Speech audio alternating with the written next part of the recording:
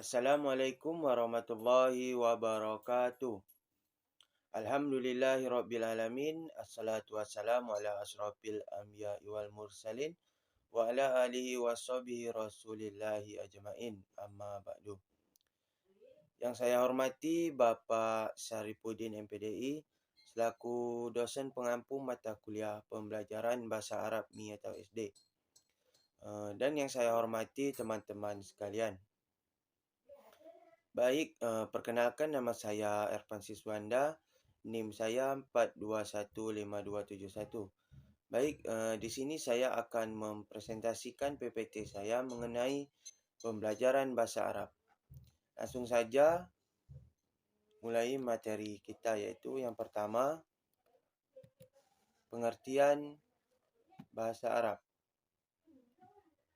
Bahasa Arab merupakan salah satu bahasa asing yang belakangan ini banyak ditekuni oleh masyarakat untuk dipelajari dan ditelaah, baik yang berorientasi pada pendekatan normatif dan spiritualis, dengan berkeyakinan bahwa bahasa Arab merupakan bahasa agama karena Al-Quran diturunkan dengan bahasa Arab, maupun melalui pendekatan edukatif dan konsumtif yang beranggapan bahwa bahasa Arab merupakan bahasa yang patut dikaji secara mendalam untuk mengetahui kajian historis dan estetikanya. B. Prinsip-prinsip dalam pembelajaran bahasa Arab. Yang pertama, prinsip prioritas. Dalam prinsip prioritas ini terbagi menjadi 5 lagi, yaitu yang pertama, mendengar dan berbicara terlebih dahulu daripada menulis. Yang kedua, guru bahasa Arab hendaknya mengucapkan kata-kata yang beragam, baik dalam bentuk huruf maupun dalam kata, sementara peserta didik menirukannya di dalam hati secara kolektif. Guru bahasa Arab kemudian melanjutkan materinya tentang bunyi huruf yang hampir sama sifatnya. Yang keempat, yaitu selanjutnya materi diteruskan dengan tata bunyi yang tidak terdapat di dalam bahasa Indonesia. Yang kelima, yaitu mengajarkan kalimat sebelum mengajarkan bahasa. Yang kedua, yaitu prinsip korektisitas. Dalam prinsip korektisitas ada 3, yaitu yang pertama, korektisitas dalam pengajaran atau fonetik. Yang kedua, korektisitas dalam pengajaran atau sintaksis. Yang ketiga, yaitu korektisitas dalam pengajaran atau semiotik. Yang ketiga, yaitu prinsip berjenjang. Prinsip berjenjang ini ada 3 juga, yaitu yang pertama, pergeseran dari yang konkret ke yang abstrak. Yang kedua, ada kesinambungan antara apa yang telah diberikan sebelumnya dengan apa yang akan ia ajarkan selanjutnya. Yang ketiga, yaitu ada peningkatan bobot pengajaran terdahulu dengan yang selanjutnya, baik jumlah jam maupun materinya. C. Pendekatan dalam pembelajaran bahasa Arab. Yang pertama, yaitu pendekatan all-in-one system. Dalam pendekatan all-in-one system ini, bahasa diartikan sebagai suatu sistem yang terdiri dari unsur-unsur fungsional yang menunjukkan satu kesatuan yang tak dapat dipisah-pisahkan atau integral. Oleh karenanya, kekurangan salah satu unsur atau subsistem dalam suatu sistem pembelajarannya akan menimbulkan gangguan dan hambatan terhadap unsur lainnya. Subsistem bahasa yang dimaksud terdiri dari tata bunyi, kosakata, tata kalimat, dan ejaan. Yang kedua, yaitu pendekatan parsial. Pendekatan ini memandang secara parsial sesuai dengan kebutuhan, sehingga pembelajaran diarahkan pada aspek tertentu dalam bahasa, misalkan aspek gramatika dan menerjemahkan, berbicara, menulis, atau kemampuan berbahasa dalam disiplin-disiplin tertentu. Pendekatan semacam ini dalam pembelajaran dimulai dari rumusan-rumusan teoritis dan menggunakan metode klasik. Yang paling tua adalah Tariqah al-Qawaid wa al-Tarjamah atau Grammar and Translation. D. Metode pembelajaran bahasa Arab. Yang pertama, metode Qawaid wa Tarjamah. Yang kedua, metode Mubasyarah. Yang ketiga, metode Silentewai. Yang keempat, metode Suggestopedia. Yang kelima, metode Community Language Learning. Dan yang keenam, metode Physical Response. Yang ketujuh, metode MIMEM. Dan metode yang ke-8 iaitu metode audiolingual. Yang ke-9, metode pendekatan komunikatif. Yang ke-10, metode tarikah psikologiah. Yang ke-11, metode sautiyah. Yang ke-12, metode tabi'iyah. Yang ke-13, metode tarikah qiraah. Yang ke-14, metode samiyah safahiyah. Dan yang terakhir iaitu metode tarikah taulifiyah. Selanjutnya iaitu pembelajaran keterampilan berbahasa Arab. Yang pertama, pembelajaran istima'. Istima' adalah proses menerima sekumpulan fitur bunyi yang terkandung dalam kosakata atau kalimat yang memiliki makna terkait dengan kata sebelumnya dalam sebuah topik tertentu. Istima' meskipun di kalangan tertentu hanya dipahami sebatas dengar atau hearing. Akan lebih tepat kalau istima' lebih diarahkan pada menyimak dengan tidak lepas konteks. Yang kedua, pembelajaran kalam. Kalam merupakan keterampilan dasar yang menjadi bagian penting dalam pembelajaran bahasa kedua.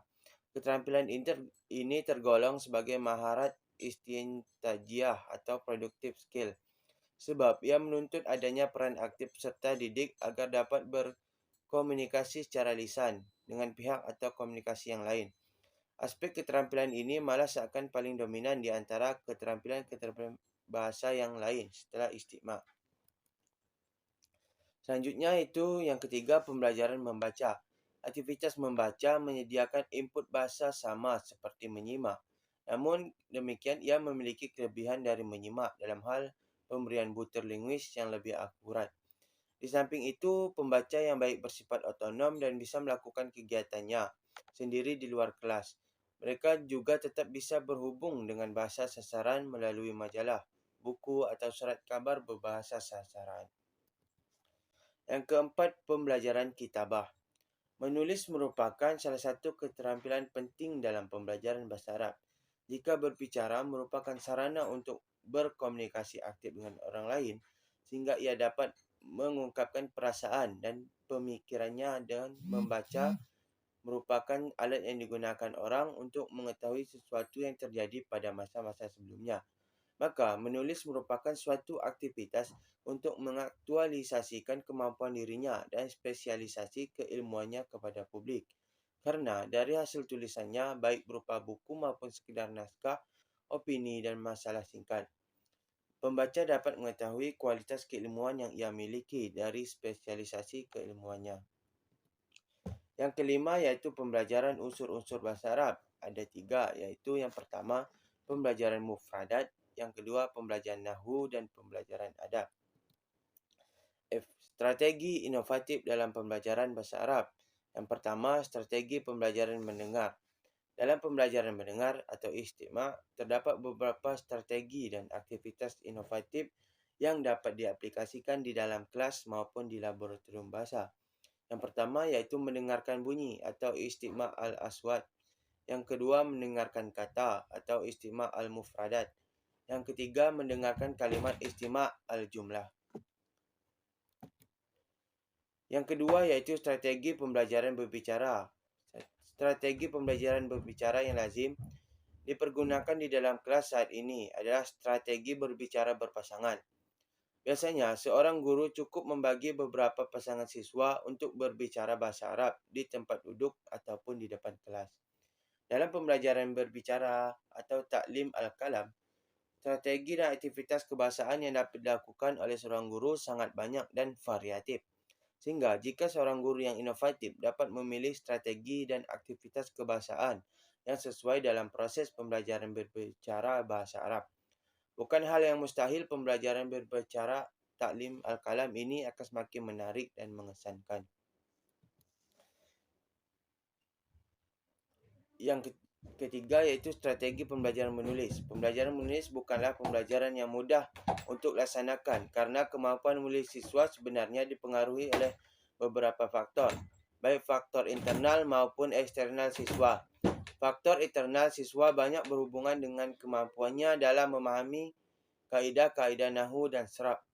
Sedangkan faktor eksternalnya lebih banyak dipengaruhi oleh faktor-faktor aktivitas dan profesinya sehari-hari. keempat iaitu strategi pembelajaran membaca. Aktivitas kebahasaan dalam pembelajaran membaca teks berbahasa Arab sebenarnya bukanlah aktivitas yang gampang, karena di samping dituntut memiliki pemahaman kawaid nahwu dan sarf yang baik, juga harus memiliki kemampuan membaca dengan dialek dan intonasi yang baik pula. Kemampuan membaca teks dengan intonasi yang dialek yang baik akan memberikan nuansa dan kesan yang berbeda, bahkan akan menjadi motivasi tersendiri bagi siswa untuk mempelajari dan memperdalam bahasa Arab yang selama ini dianggap sebagai pelajaran yang sulit. G. Problematika pengajaran bahasa Arab. Yang pertama, problem Aswad Arabiah. Problem ini adalah persoalan terkait dengan sistem bunyi atau fonologi. Bunyi bahasa Arab ada yang memiliki kedekatan dengan bunyi bahasa pembelajar, dan ada pula yang tidak memiliki padanan dalam bahasa pembelajar. Secara teori, bunyi yang tidak memiliki padanan dan bahasa dalam pembelajar digunakan akan banyak menyulitkan pembelajar daripada bunyi yang mempunyai padanan. Karena itu, solusinya adalah memberikan pola latihan intens dan contoh penuturan dari kata atau kalimat yang beragam. Yang kedua, problem kosakata atau mufradat. Bahasa Arab adalah bahasa yang pola pembentukan katanya sangat beragam dan fleksibel, baik melalui cara derivasi maupun dengan cara infleksi. Melalui dua cara pembentukan kata ini, bahasa Arab menjadi sangat kaya dengan kosakata. Dalam konteks penguasaan kosakata, Rusdi Ahmad Tuamia berpendapat, seseorang tidak akan dapat menguasai bahasa sebelum ia menguasai kosakata bahasa tersebut. Dengan karakter bahasa Arab yang pembentukan katanya beragam dan fleksibel tersebut, problem pengajaran kosakata bahasa Arab akan terletak pada keanekaragaman bentuk morfologis dan makna yang dikandungnya, serta akan terkait dengan konsep-konsep perubahan derivasi, perubahan infleksi kata kerja, mufrad, musanna, jamak, tanis, tazkir, serta makna leksikal dan fungsional. Yang ketiga, problem kawaid dan i'rab. Tata bahasa Arab atau kawaid baik terkait pembentukan kata maupun susunan kalimat seringkali dianggap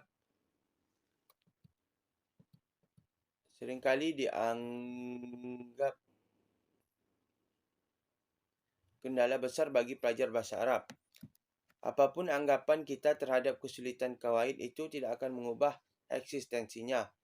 Sebab guru pada akhirnya tetap dituntut memahami apa yang dirasakannya sulit oleh pelajar bahasa Arab, lalu menawarkan cara yang mudah untuk menguasai bahasa Arab dalam waktu relatif singkat. Yang keempat iaitu problem tarakib. Problem tarakib atau struktur kalimat merupakan salah satu masalah kebahasaan yang sering dihadapi oleh pembelajar dan pelajar bahasa Arab. Masalah ini dapat diatasi dengan memberikan pola kalimat ismiyah dan fi'liyah yang frekuensinya tinggi dengan keragaman bentuk dan modelnya, lalu melatihkannya dengan pola pengembangan yang beragam. Inilah di antara program linguistik yang akan selalu dihadapi oleh guru bahasa Arab. Macam-macam pendekatan pembelajaran bahasa Arab. Yang pertama, pendekatan kemanusiaan. Pendekatan kemanusiaan yang dalam bahasa Arab disebut dengan al-makhal al-insani. Pendekatan ini sangat memfokuskan pada peserta didik. Peserta didik dipandang sebagai manusia yang harus diperlakukan secara manusiawi, bukan alat atau benda mati yang menerima rangsangan-rangsangan yang meresponnya. Perspektif ini menurut sebagian ahli pengajaran bahasa asing merupakan orientasi baru yang biasanya menganggap peserta didik sebagai objek yang dapat dibentuk semaunya, tanpa melihat minat dan bakat mereka. Yang kedua, pendekatan berbasis media. Pendekatan berbasis media yang dalam bahasa Arab disebut al-makhdal al-tiqoni. Ada pendekatan yang mengandalkan kepada teknik penggunaan media pengajaran. Sebagaimana diketahui bahawa sarana atau alat peraga atau alat bantu besar peranannya dalam menyampaikan keahlian dan mengubahnya dari keahlian abstrak kepada keahlian yang konkret. Pendekatan ini bertujuan untuk melengkapi konteks yang menjelaskan makna kata-kata, struktur dan istilah-istilah kebudayaan baru melalui gambar, peta, foto, contoh model yang hidup, kartu dan segala sesuatu yang membantu menjelaskan makna kata asing kepada murid. Pada zaman teknologi canggih, alat bantu menjadi lebih bervariasi dan lebih moden lagi, seperti kaset, video laboratorium bahasa, radio, slide, dan komputer, pendekatan ini seringkali menghadapi kendala khususnya berkaitan dengan biaya pengadaan alat peraga serta tidak lengkapnya materi pengajaran yang berkualitas. 3. Pendekatan aural-oral atau aural-oral approach. Pendekatan aural-oral yang dalam bahasa Arab disebut al-madkhal al-samai al-safahi. Pendekatan ini memiliki asumsi bahwa bahasa adalah apa yang didengar dan diucapkan, sedangkan tulisan hanyalah representasi dari ujaran. Berangkat dari asumsi ini, maka bahasa yang pertama adalah ujaran. Untuk itu, pengajaran bahasa harus dimulai dengan memperdengarkan bunyi-bunyi bahasa dalam bentuk kata atau kalimat secara klasikal, kemudian meminta murid menirukannya untuk kemudian dihafalkan. Sebelum pengajaran, membaca dan menulis diajarkan. 4. Pendekatan analisis dan non-analisis. Yang pertama, pendekatan analisis adalah pendekatan yang menjadikan sosiolinguistik sebagai dasar pertimbangan analisis. Diskursus ini memfokuskan diri pada pembahasan semantik, aktivitas bicara, analisis sistem, dan pengertian-pengertian pikiran, serta menurut penganalisaan kebutuhan sosiolinguistik. Program bahasa baru dan program profesional yang didasarkan kepada silabus.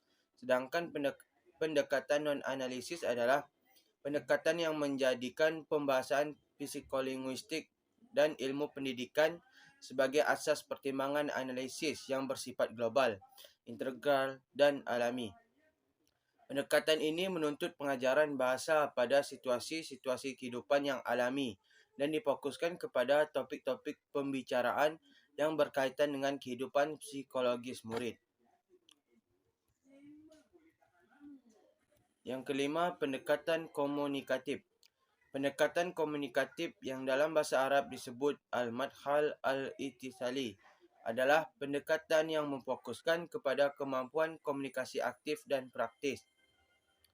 Menurut para pemerhati bahasa, pendekatan ini telah melakukan terobosan baru yang strategis di bidang pembelajaran bahasa kedua dan dianggap sebagai pendekatan yang integral dan memiliki ciri-ciri yang pasti.